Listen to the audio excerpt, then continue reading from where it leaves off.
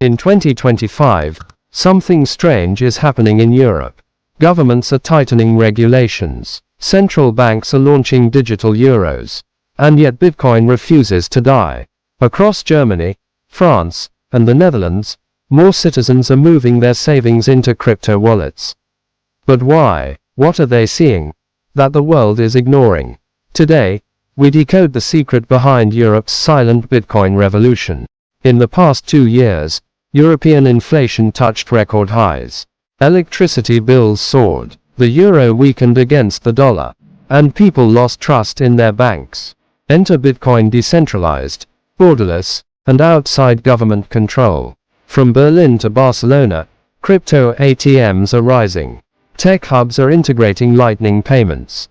Even some Swiss towns now accept taxes in Bitcoin. But here's the twist: the European Central Bank is fighting back.